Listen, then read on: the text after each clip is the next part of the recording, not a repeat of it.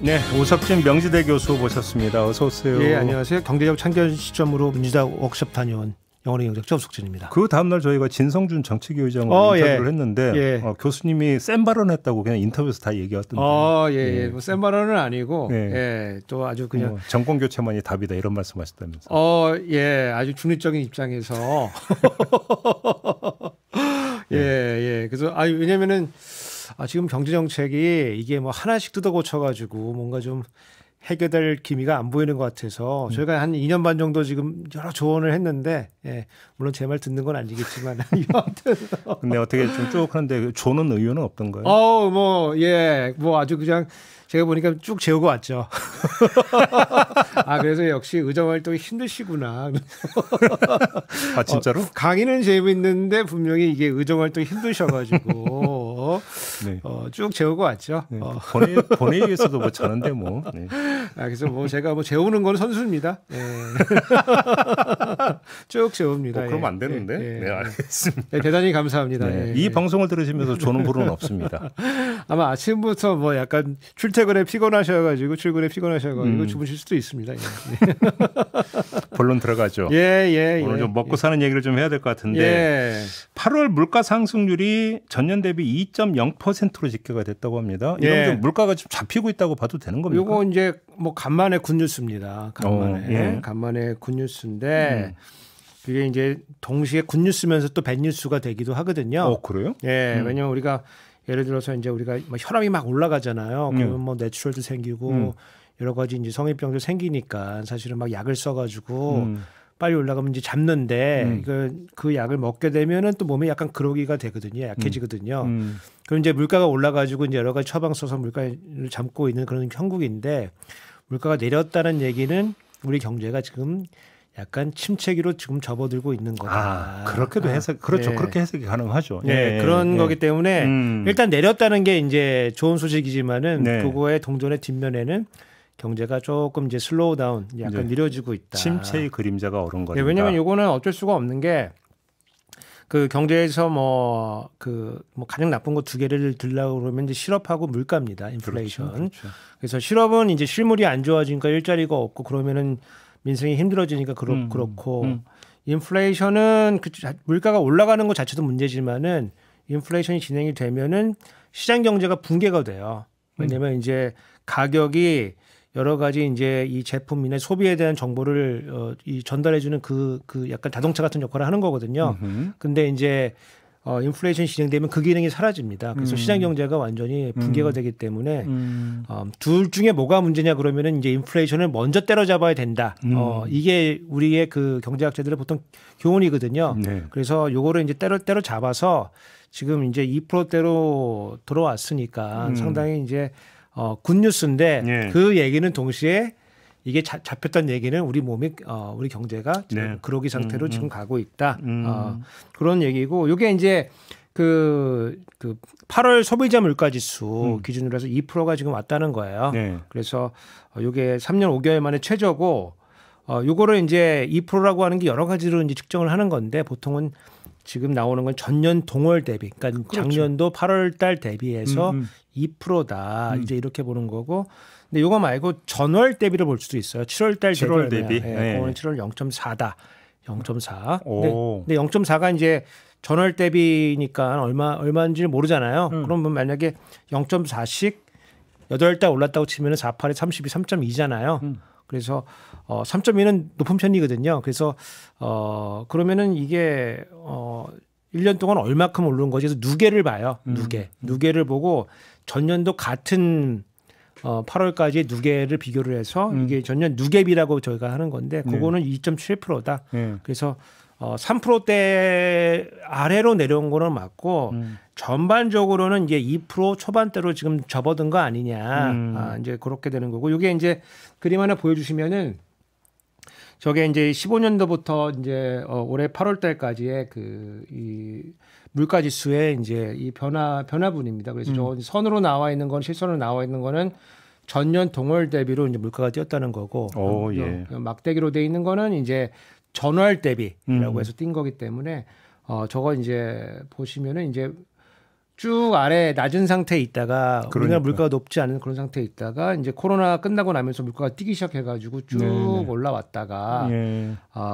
이제 잠깐 이렇게 내려갔다 올라갔다 이런 거 거치다가 지금 2%대로 지금 좀 내려가고 있는 이제 그런 상황이다. 그래서 일단 안정감은 모르겠지만 일단 2% 터치다운 했다. 이런 의미가 있고 왜 이게 의미가 있냐면은 한국은행이 이제 이 물가와 이제 싸우는 이제 이제 주요 주무 기관인데 그렇죠.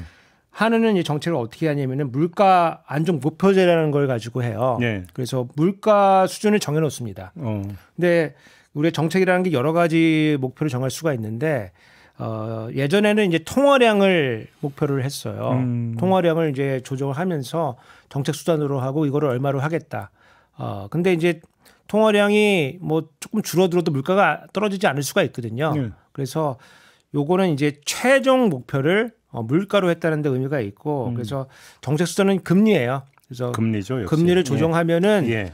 통화량이 자동으로 조정이 되거든요. 예. 그래서 통화량을 중간 목표로 해가지고 최종 목표를 타겟인데 이 타겟이 지금 정해져 있는데 이게 2%대입니다. 2% 정해져 있어가지고 다음 그림 하나 보여주시면은 예, 저게 이제 한은행 그림 따고 온 건데 저거 한 2019년도 이후로 쭉 우리가 2%를 타겟해 온 거예요. 네. 그래서 2%가 표현이 어떻게 되어 있냐면 이게 한은법 그 6조 1항에 이제 물가 안정 목표를 두고 있는데 이게 이제 소비자 물가 지수 전년 동월 대비 2%가 달성되면은 우리 목표가 달성된 거다. 네. 근데 여기 앞에 무슨 표현이 있냐면은 중기적이라는 표현이 있어요. 중기적으로. 중기적으로. 그러니까 한 번 되면 안 되고 꾸준히 이제 평균적으로 2%를 가야 된다는 얘기니까 반짝은 안 된다 이거죠. 반짝은 안 되고 이제 저게 평균적으로 2% 가려고 하면 이제 사실은 2% 아래로 떨어져야지 이렇게 왔다 갔다 하면서 평균이 2%가 되니까 중기적으로 이제 2% 달성해야 되는데 여하튼 드물게 지금 2%를 지금 터치다운 했다라고 하는 의미에서 이거 의미가 있는 숫자다 이제 이렇게 보고 있습니다. 그런데 숫자상은 이렇게 잡혔다고 나오는데 왜 체감하는 건 별로 느낌이 없거든요. 왜 그러는 겁니까? 그렇죠. 이게 참 어려운 건데 네. 왜냐하면 이게 저희가 이제 그 모든 가격의 물품의 모든 그러니까 재화 서비스의 가격을 다 볼 수 있는 게 아니기 때문에 지수로 만들어서 저희가 지금 보고 있는 거거든요. 그러니까 지수를 만든다는 거는 늘 이 지수를 만들기 위한 이 바스켓과 우리가 가중치라고 웨이트라고 표현하는데 네. 바스켓에 무엇을 어떤 상품을 담고 그 가중치를 어떻게 주느냐. 그래서 근데 이 가게마다 다 물품이 조금씩 달라요. 그러겠죠. 그래서 내가 주로 쓰는 물품이 가격이 내리고 있지 않으면은 그렇죠. 평균적으로는 내렸어도 내 거가 이제 체감이 다를 수가 있어요. 그래서 이제 이런 그 CPI도 사실은 이제 소비자 물가 지수라서 소비자가 이제 쓰는 거를 넣어놨는데 요거 말고 그냥 일반 가게들이 쓰고 있는 이런 물품 해서 이제 이 통계청이 발표할 때 생활 물가 지수 저희 뭐 편한 말로 이제 장바구니 지수라고 이제 표현하는데 아까 2%는 이제 소비자 물가 지수고 요거는 생활 물가 지수 발표하는데 이것도 사실은 전년 동월비로 하게 되면은 그래도 요게 2.1%로 낮은 편에 이제 속합니다. 다만 이제 품목별로 등락폭이 좀 있어요. 왜냐하면 이게 평균을 내는 거기 때문에 그렇죠. 많이 내린 게 있으면은 이제 이 물가 내려가서 보이는데 가게들이 그런 물품을 또 많이 쓰지 않는 가구들은 이게 체감이 안 되고 특히 이제 많이 쓰는 것들이 우리가 보통은 채소나 뭐 과일이나 이런 것 그렇죠. 이런 데서 장 보면서 우리가 깜짝 놀라는 거잖아요. 그렇죠. 그래서 이게 농산물 다음 표 보여주시면 이게 품목별로 등락률이 좀 있어가지고 등락률이 있어가지고 이렇게 굉장히 좀 차이가 있다는 거고 이 농축산물 다 합쳐가지고 2.4%지만은 여기서 농산물만 빼면은 3.6%고 채소류는 지금 마이너스 1.7% 돼 있는데 이건 전년 동월 대비 전년 8월 대비 1.7%예요. 근데 우리가 체감하는 거는 작년에 비해서 많이 올랐다 이것도 있지만은 저번 달에 비해서 많이 올랐다 이것도 있는 거거든요. 그렇죠. 그래서 채소류 같은 경우에는 이제 우리 더웠잖아요. 더워가지고 뭐 여러 가지 뭐 배추나 이런 것들이 죽은 것들이 많아서 전월 대비하면 좀 올라서 체감은 확실히 좀 올라 보이는 게 있고 그다음에 전기, 가스, 수도 우리가 공공요금이잖아요. 네. 공공요금도 상당히 많이 올라가지고 요거는 이제 매월 고지서가 나오기 때문에 사람들이 그렇죠. 그것도 있고 그다음에 지금 이제 아마 여름 7, 8월 너무 더웠잖아요. 그렇죠. 그래서 뭐 24시간 에어컨 튼 집들이 있어가지고 네. 그 우리가 이 전기 요금 같은 경우는 누진 제도로 돼 있거든요. 그래서 그 구간 위로 올라갔으면은 체감하는 게 확 올라갈 수가 있기 때문에 그렇죠. 저희 같은 경우도 이제 그 방마다 에어컨을 틀어놔가지고 애들 때문에 큰일 났다. 전기료 많이 나왔겠네요. 아직 뭐 고지서를 아직 보지 못했는데 그렇고 예. 외식도 뜨고 있다. 그래가지고 외식 물가도 진짜 장난 아니고 올랐어요. 그래서 아마 그 주부님들하고 집에서 살림하시는 분들은 느끼는 게 뭐 전년 대비도 느끼지만은 전월 대비도 느끼고 그 다음에 전기 같은 경우도 이제 소비량이 많이 늘었기 때문에 아마 이 고지서를 받았을 때 그 지출하는 그 양은 그 비용은 확실히 많이 늘었을 것 같다. 알겠습니다. 그러면 또 하나 이게 여러분들이 체감이 되시는지는 잘 모르겠으나 아무튼 지표상으로는 소득도 늘었다고 지금 나왔어요. 그러니까 2분기 가구당 월 평균 소득이 전년 같은 분기 대비 3.5% 증가했다. 그러니까 이제 사실은 물가 자체가 늘어날 때 소득도 같이 늘어나면은 뭐 물가가 문제네 이러지만은 사람들이 불만이 그렇게 많지는 않아요. 그만큼 지출 여력이니까 같이 높아지니까. 그 요게 이제 얼마큼 소득이 따라서 올라가느냐가 사실은 노동자 입장에서는 중요하죠. 노동자 굉장히 중요하고 그래서 우리가 명목 소득만 보는 게 아니고 물가를 고려한 실질 소득을 보통 계산해서 봅니다. 근데 이게 그 노동부에서 그 김문수 장관이 취임한 노동부에서 이제 그 최근에 이제 그 전월 7월 달에 그 사업체 노동력 조사라는 거를 했어요. 그래서 요거는 상당히 광범위한 조사고 요거는 이제 사람들이 직업을 어떻게 찾고 어떻게 잃고 임금은 어떻게 되고 그리고 종사자 1인 이상 사업자 대상으로 하는 거기 때문에 상당히 광범위한 조사입니다. 보면은 노동자의 그 명목임금이 늘기는 늘었다. 늘기는 늘었고 늘기는 늘었지만은 물가만큼 늘지를 않아가지고 예를 들어서 명목은 7월달 기준으로 2.4% 늘었는데 소비자 물가지수가 더 많이 늘어나가지고 그럼 실질 임금이 꽉 낀 거죠. 실질 소득이 이제 줄었다는 거예요. 근데 이게 지금 그림 하나 보여주시면은. 저게 이제 그 노동부 이제 보도 자료에서 제가 가져온 건데 저게 이제 월마다 나오기도 하고 분기마다 나오기도 하고 그런데 이제 지금 상반기 중심으로 보게 되면은 상반기 지금 2024년도 상반기에는 여기 명목 임금은 이제 4,032만 원으로서 2.4% 늘었지만은 소비자 물가 지수는 2.8% 늘었기 때문에 실질 임금은 마이너스 0.4다. 근데 이게 작년도 2023년도에 실질 임금도 1.5% 줄었거든요.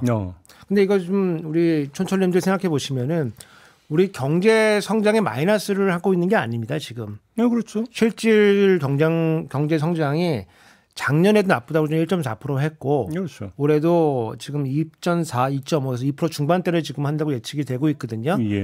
그러면 우리가 명목으로 따져보면 이게 늘어나는 거예요. 실질도 늘어나고 명목도 늘어나는 겁니다. 그런데 노동자의 실질 임금이 줄어들었다는 거는 자본의 실질 소득이 늘어났다는 거거든요. 그렇죠. 그래서 전체 소득이 늘었는데 노동자가 줄었다는 거는 기본적으로 자본의 소득이 늘었다는 거고 요거 이제 요러한 이제 최근에 이제 실질 임금의 마이너스가 나오는 현상이 지금 IMF 때나 아니면 우리 2008년도 그런데 겪었던 글로벌 금융위기 때 그때만큼 혹은 그때보다 더 심하게 보이는 현상이다. 드문 현상이다. 그래서 상당히 지금 노동소득에 이제 의존해서 사는 노동자들은 상당히 지금 어렵다. 근데 이제 정부는 이제 자본에 대한 과세를 이제 약하게 해주면서 재정 여력이 없고 그래서 노동자를 노동자 측으로 이제 소득 재분배를 해줄 여력이 없고 그러면서 이제 너희도 투자하면 되지 않냐. 투자해서 돈 벌어라. 그래서 그러고 있어가지고 좀 안타깝고 이게 그 실질 임금을 주는 이제 이 상황에서도 규모별로 좀 나눠보면 이것도 양극화가 됩니다. 어떻게요? 그러니까 근데 이제 그 상시 근로자 이제 300인 대기업이고 기준에서 300인 이상이면은 뭐 중견기업 이상이고 300인 이하면은 이제 뭐 중소기업 이거 그렇죠. 약간 옛날 기준이긴 한데 약간 근로자 기준으로 따져 보면은 300인 이상에서는 실질 임금이 줄어들긴 했는데 한 0.8% 정도 그래서 거의 동결 수준이고 요 그 300인 미만은 이제 2.2%다. 그래서 실질 임금이 여긴 더 많이 줄어들어서 요 감소하는 것도 양극화로 가고 있는 거다. 그래서 이럴 때는 사실은 그 정부의 적극적인 이제 개입이 사실 필요한 거고, 요건 시장에서는 해결이 안 됩니다. 시장에서 놔둬가지고 노동자 임금이 이제 늘어나게 기다리면은 어느 세월에 이게 늘어나겠습니까? 더 벌어지기는 하지. 그렇죠. 그래서 정부 역할이 필요한 거. 저는 이제 가장 문제라고 보는 게 뭐냐면은 우리나라가 사실 수출 주도형 그런 경제 구조를 가지고 있어요. 근데 그동안 이제 수출이 좋았던 건 뭐냐면은 수출이 많이 늘어나면은 그게 경제로 돌아오면서 이 내수로 연결되는 속도가 굉장히 빠릅니다. 그래서 한 분기 내에서도 그게 돈이 돌아요. 근데 지금 요 구조를 보면은 그 구조, 그 채널이 지금 붕괴되고 있는 거 아니냐. 그래서 왜냐하면 우리 상반기로 수출이 굉장히 좋았거든요. 그러면은 요게 노동자의 실질 임금 인상으로 연결이 돼야 되는데 그 채널이 지금 뭔가 좀 붕괴되고 있다. 그래서 요거를 이제 회복시키는 게 사실은 정부의 역할이 될 것 같다. 이제 그렇게 좀 보고 있습니다. 예. 아무튼 물가 잡혔다 뭐 이런 이야기가 나오면 그 다음에 또 따라붙는 게 금리잖아요. 금리 인하로 가는 겁니까? 그러니까 저희가 이제 어떤 얘기를 하냐면은 좀 뭐 자세하게 말씀드리겠지만은 여기가 굿캅, 백캅 이런 얘기 하지 않습니까? 취조받으면은 그렇죠. 나쁜 경찰이 와서 야 욕하고 나가면은 이제 좋은 경찰이 들어와서 또 힘들지 이러면서 커피 마셔. 어른은 경찰 있고 달래는 경찰 있고 그러죠. 우리가 이제 그 금리 인하를 요즘에 이제 컷 한다고 표현하는데 그래서 빅컷, 뭐 스몰 컷 이렇게 표현하기도 하는데 요게 이제 굿컷과 배컷이 있다. 뭐 이런 겁니다. 그래서 지금 뭐 우리 몇 주 전에 있었던 그 소위 말하는 그 잭슨홀 미팅에서 그 미국 연준 의장 파월이 이제 우리가 피벗해야 된다. 이제 피벗이라는 얘기를 요즘 많이 쓰는데 우리 고금리의 이 기조를 꺾을 때가 됐다 해서 이제 금리 인하를 굉장히 강력하게 분명하게 시사를 했습니다. 그래서 내리는 거는 맞다. 미국은 금리 인하가 기정사실이다. 기정사실화됐고 이제 타이밍과 규모가 이제 남아 있는 그렇죠. 거고 타이밍은 따져 보면은 이제 그 11월 이제 첫째 주가 이제 미국 대통령 선거니까 지금 이제 현재 이제 민주당이 지금 장악을 하고 대통령이지 않습니까? 바이든이. 그러니까 그 내리려고 하면은 9월 달에 내려야 되는데 10월 달에는 없거든요. 그래서 9월 달에 내릴 것이라고 하는 관측이 이제 지배적이고. 근데 0.25냐, 스몰 컷이냐, 아니면 0.5, 빅컷이냐 이제 요런 거예요. 그래서 그거는 이제 이미 기정사실화 돼 있고. 그러면 우리는 어떻게 할 거냐가 이제 초미의 관심사였는데 우리 금통위는 우리 그 금리 결정 금통위는 8월 달 동결을 시켰어요. 그렇죠. 동결을 시켰는데 저희도 여러 번 말씀드렸지만 정부 여당에서 뭐 압박을 뭐 어마무시하게 제가 취재를 해보니까 대통령실에서 입장 나오지 않았습니까 그때? 입장 내고 그랬죠. 입장 내고 더 재밌는 거는 하는 총재가 그 입장에 대한 또 반박 입장을 좀 냈어요. 그럼 긴장 갈등 관계입니까?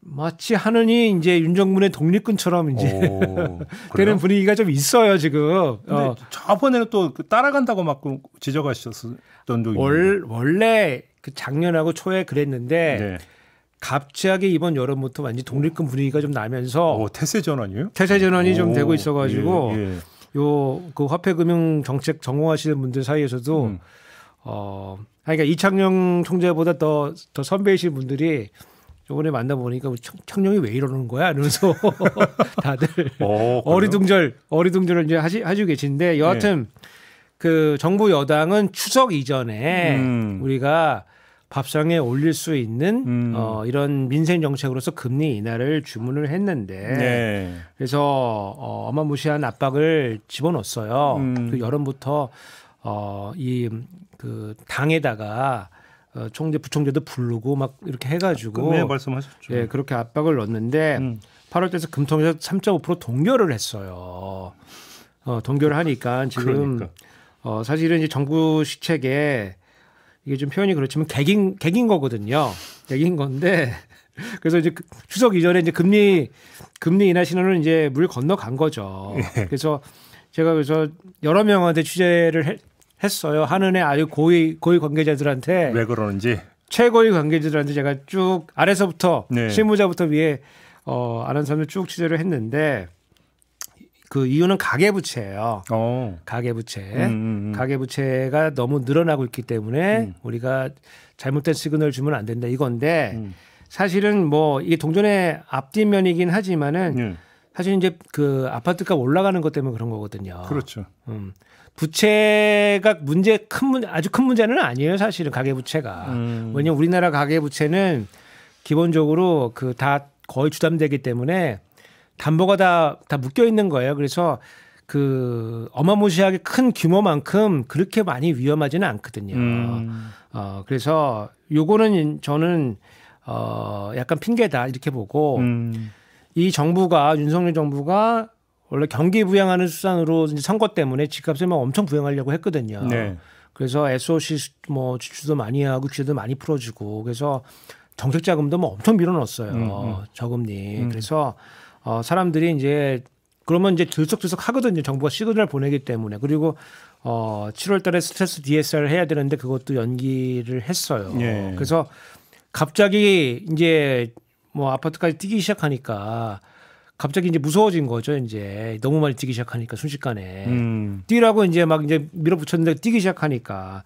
근데 이때 금리 내려가지고 그러면 가속도 붙이는 거죠. 가속도가 이제 붙어가지고 만약에 아파트가 폭등하게 되면은 한은이 온통 다 뒤집어 쓰게 되는 거죠. 원흉이 되는 것이 되니까. 야, 니네 때문에 이거 오른 거다. 그래서 한은 측에서 그 명식으로 발언이 나온 건 아닌데 분위기는 독박 쓰기 싫다 이거네. 우리가 왜 이걸 니네가 잘못한 거를 왜 우리가 그래서 그 이창용 총재 그 어딩에 보면은 이 원인이 누구인지 한번 생각할 필요가 있다. 뭐 그런 비슷한 워딩이 있어요. 예. 폭탄 돌리긴 해요. 이거를 왜 우리가 뒤집었어? 니네가 잘못해놓고서. 그래서 일단 한 스탠스 개겼다. 이제 이게. 근데 이제 이거 금리가 내리면은 네. 우리가 이제 안 내릴 수는 없거든요. 어차피 내릴 수밖에 없다. 왜냐면 이제 그때는 그럼 어떤 국면이 벌어지냐면은 내수가 뭐 여전히 지지부진할 거 아니겠습니까? 근데 원래 금리가 내려서 내수에 미친 효과는 한 1년 걸립니다. 아, 그래요? 예. 이게 우리가 정책 그 뭐 시차라고 표현하는데 생각해 보시면 뭐 0.25% 내렸다고 해 가지고 내가 그 이자를 아껴 가지고 그거를 가지고 소비에 얼마나 나서겠어요. 그렇죠. 그래서 기초적으로 내리면서 한 1년 정도 있으면 효과가 나는 건데 그러니까 어차피 금리를 다음 금통에서 내려도 내수에 미친 효과는 없어요, 사실은. 근데 안 내리면 어떤 일이 생기냐면 내수가 안 좋을 때 니네가 안 내려서 내수가 이 모양이다. 뒤집어 쓰기 때문에 안 내릴 수가 없어요. 쉽게 하면 정부가 하는 면피 전쟁이군요. 면피 전쟁. 면피 전쟁입니다. 우리 이 공공 부분에서 하는 거는 다 하는 척 하는 겁니다. 그냥. 그래서 이게 죄송합니다. 그러니까 열심히 하려고 하는데 일단 공공 부분은 다 내 책임 아니다.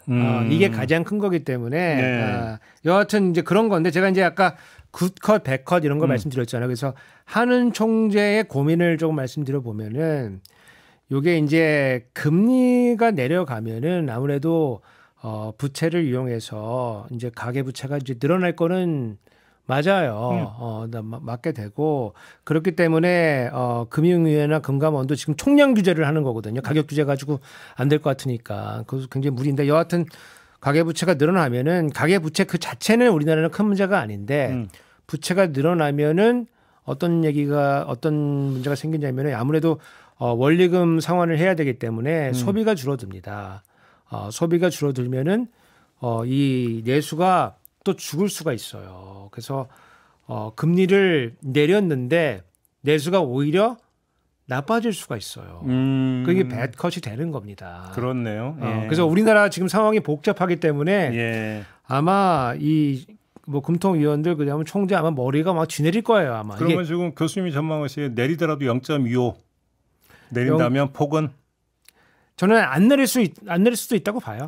그래요? 예, 왜냐면 아직 왜냐면 이게 내려가지고 아파트 가격이 뛰어서 주거비가 올라가가지고 물가가 다시 뛰기 시작하는 그런 상황에 들어갈 수도 있다고 보거든요. 네. 그래서 이왕 뒤집어 쓰는 거 한 번 더 뒤집어 쓰자 해가지고 조금 더 기다렸다 간다. 막 강단 있는 총재면은 저 보면 저는 그렇게 하죠. 그래요? 저는 그렇게 합니다. 예. 다음번에 저를 시켜주십시오. 대단히 감사합니다. 알겠습니다. 요 얘기까지 맞아. 우리 국민이 세금으로 갚아야 하는 적자성 채무가 내년에 900조 육박한다. 이게 무슨 얘기입니까, 이 얘기가? 요게 이제 제가 이제 그 작년부터 이 문제를 쭉 사실 지적해 온 건데 정부가 쓸 돈은 있고 예. 세수는 안 거치고 그 작년에는 이제 56조 정도 이제 세수 결손이 났는데 그러면은 그 돈이 어디서 나겠냐? 그래서 일부는 불용 처리한다. 안 쓸 결심해서 불용 처리해가지고 지방 정부의 교부세 교부금은 정산을 안 해줬어요. 그래서 이번에 뭐 예결특위나 이런데 결산할 때 지금 뭐 완전 난리가 났거든요. 그게 있고 일부는 부총리 표현으로서는 이제 정부 자금을 사용한다.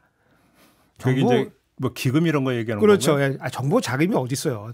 기금이지. 기금. 기금하고 제가 이제 표현을 어떻게 들었냐면은 가계의 예적금이나 보험에 해당되는 거를 깨서 그렇죠. 돈을 안 빌리고 쓰면은 이게 사실은 빌리나 마찬가지다. 이제 이런 표현을 썼는데 실제로 저는 이제 비유를 든 건데 정부가 보험을 갖다 썼어요. 우체국보험. 그렇지. 보험 적립금. 하여간 돈을 갖다 썼는데 그중에서 가장 많이 갖다 쓴 게 외국항 평형기금이라고 외평기금이라고 저희 부르는데 그게 이제 환율 대비하려고 한 200조에서 300조 그 사이를 돈을 모아놓은 게 있어요.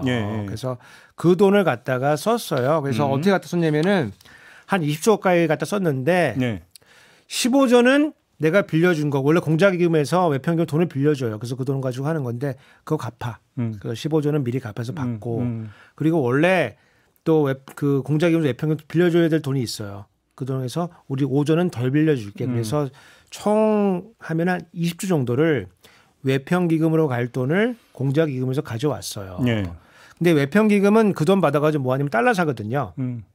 그러면 내가 돈을 빌려가지고 달러를 샀기 때문에 사실은 돈을 빌렸긴 하지만은 그에 대응하는 자산이 있는 거예요. 그렇죠. 그러니까 예컨대 우리가 뭐 집 산다고 대출을 받아가지고 샀지만 대출은 있지만 뭐 집이 있으니까. 그렇죠. 그리고 집값이 뛰면은 오히려 남는 거 아니겠습니까? 그래서 대응 자산이 있다고 보통 표현하는데 이런 거는 우리가 금융성 채무라고 그래요. 그런 건 금융성 금융성이다. 이거는 재산이 있는 거예요. 돈 빌려가지고 내가 고속도로 났다. 그러면 돈을 빌렸지만 고속도로는 자산이 있는 거잖아요. 그 나중에 뭐 그러면 안 되겠지만 안 되면 그거 팔면 되거든요. 갚을 때. 그러니까 자산이 있는 거예요. 그래서 요거는 그러면 그거 말고 몸으로 떼어야 되는 채무가 또 따로 있습니까? 돈을 빌려가지고 쓰면은 그거는 이제 벌어가지고 갚아야 되는 거죠.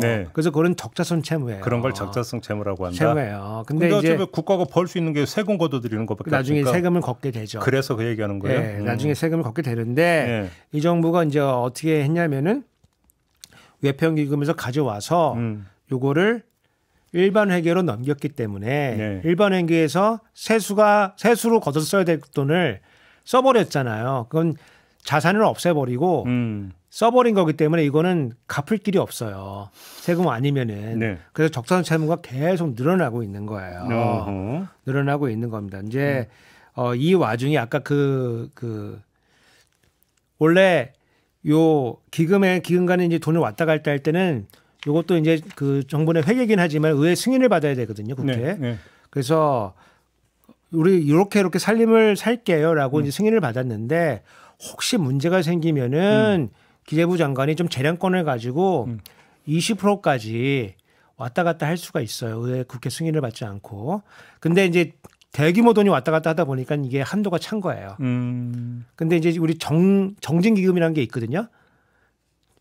정진기금. 그래서 이게 정보통신진흥기금인데 저희 정진기금을 부르는데 이게 이제 주파수 할당하고 그러면 거기서 돈이 나와요. 왜 팔고 이러죠? 예, 거기서 이제 그 장세해가지고 돈을 내면은 이쪽 기금을 넣어가지고 이제 과학이나 ICT 요 돈으로 사업을 하게 되는데 원래는 여기 돈이 부족하면은 공자기금에서 돈을 여기다 넣어줘야 돼요.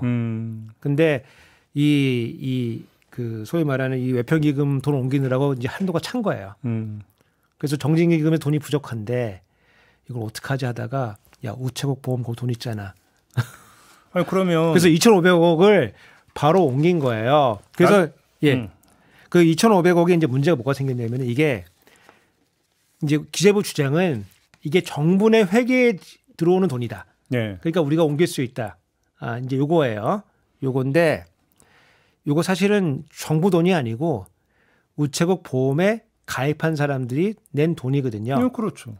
일반 보험에서는 정부의 대여를 못하게 돼 있어요. 네. 왜냐면 정부가 돈 가져다 쓰면 안 되잖아요. 이거 야, 나 돈이 좀 필요한데 갖고 와. 삼성생명 돈 좀 갖고 와. 이럴 수는 없잖아요. 그게 만약에 그렇게 하고 싶으면은 채권을 발행해서 채권을 사는 겁니다. 네. 상품으로서. 근데 그 우체국 보험은 정부가 하는 보험이거든요. 그래서 마치 우리 사람의 이제 꼬리뼈 있는 것처럼 옛날에 공무원 연금 뭐 사학연금 이럴 때 정부가 돈 부족하면 갖다 막 썼어요.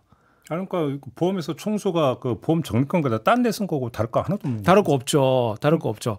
그래서 근데 이거 여기 왜 남겨놨냐면은 법에 왜 남겨놨냐면 혹시 정부가 망할 수도 있잖아요. 그럴 수도 있죠. 그러니까 망하면 어차피 보험 다 같이 못 주는 거니까 정부도 조금 살고 네. 그러고 나서 니네 보험하면 되지 않냐 해서 거기다 쓰지 말고 꼬리뼈처럼 하나 남겨놨어요.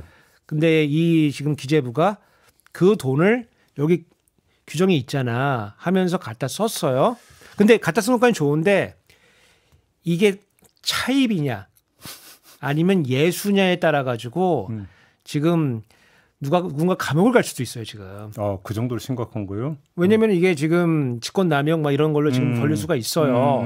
왜냐면은 이게 그 보험 적립금이기 때문에 네. 니네가 빌려간 거 아니냐 차입이냐. 그러면 차입은 우리 예산 낼 때 예산 총칙 맨 앞에다가 이거 여기다 써야 되거든요. 그래서 정부의 통제를 받아야 돼요. 근데 기재부는 어떻게 했냐면 이건 정부 내 돈이기 때문에 보험금이지만은 이거는 예수다. 예수다. 그래서 이거는 차입에 해당되지가 않는다. 근데 이제 요거 이제 이 정부 회계 왔다 갔다 하려고 하면 코드를 적어야 되거든요. 근데 차입금으로 적었어요. 또 적게는? 기타 차입으로 적었는데 네. 이제 그 2차관 얘기는 뭐냐면은 원래 이제 이 정부 내 차입인데 코드가 없어가지고 이걸로 내가 그냥 잠시 한 거지. 이거는 그냥 정부 내 예수에 해당되는 거다. 근데 이제 이번 22대 기재위에 보니까 걸출한 분이 계시더라고요. 보니까 이걸 다 아셔가지고 예. 니네들 우리가 한번 법적 판단만 받아보자 그러면서 고소고발 한다고 지금 그러고 있거든요. 네. 그래서 일이 재밌게 됐다. 알겠습니다. 좀 계속 체크를 해야 되겠네요. 그럼요. 예. 알겠습니다. 자, 오늘 이야기는 좀 이렇게 마무리하고 우석진 교수와 인사 나누도록 하겠습니다. 수고하셨습니다. 예, 감사합니다. 네, 저도 물러가겠습니다. 고맙습니다.